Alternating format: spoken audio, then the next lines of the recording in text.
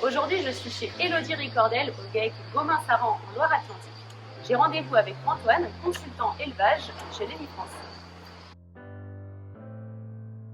Bonjour Antoine. Bonjour Mélanie. Et là aujourd'hui, du coup, on est chez Élodie, on est au milieu de ces vaches. Et du coup, moi j'aimerais bien que tu me présentes un peu le fonctionnement de la vache et du système digestif. L'appareil digestif des vaches, il est différent de celui des omnivores et des autres herbivores comme peuvent l'être le cheval et le lapin. Le système digestif de la vache est composé de 4 estomacs, donc 3 préestomacs, le rumen, le réseau et le feuillet, et d'un estomac proprement dit, la caillette. Ces estomacs-là, ils permettent justement de digérer tout ce qui est fibres. Donc c'est ça la particularité aussi du système digestif de la vache, c'est qu'il est capable de digérer la cellulose.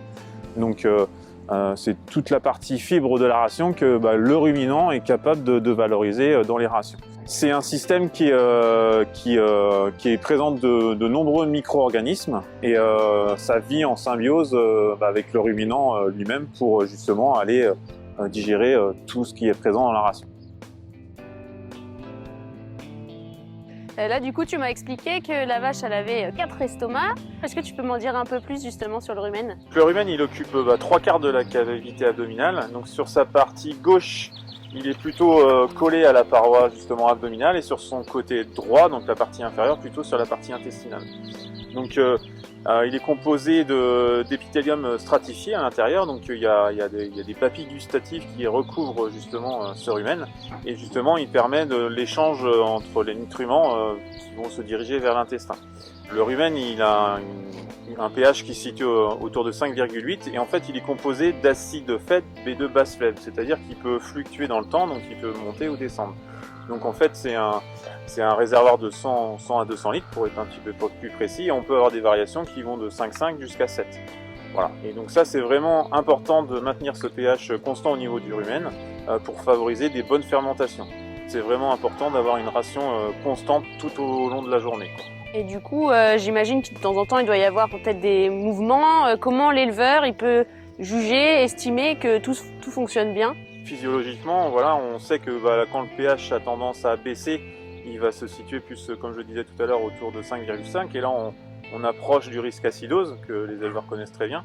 Et à l'inverse, quand on est plutôt sur un pH plutôt basique, on risque l'alcalose. Voilà. Donc ça, c'est des choses qui peuvent s'observer sur la vache avec d'autres indications, quoi. Tu as parlé de fermentation, comment ça marche exactement?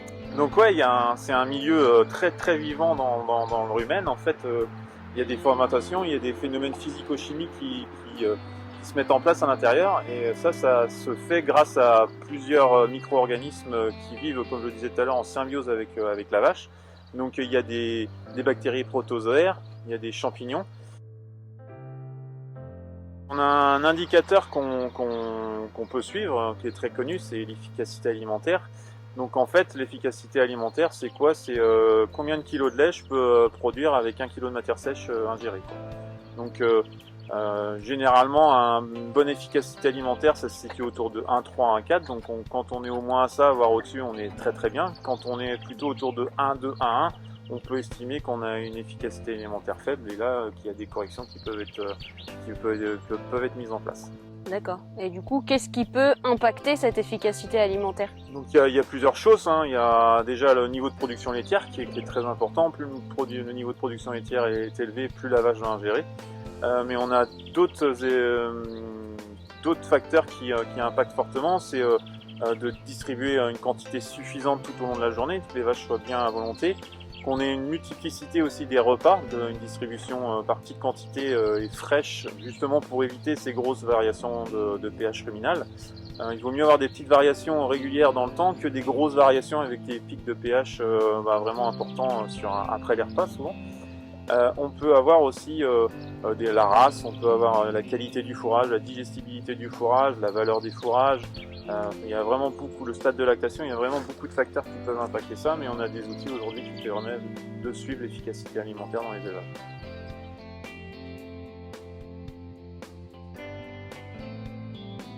Donc on a vu que le système digestif de la vache c'était un environnement très fragile, il faut en prendre soin.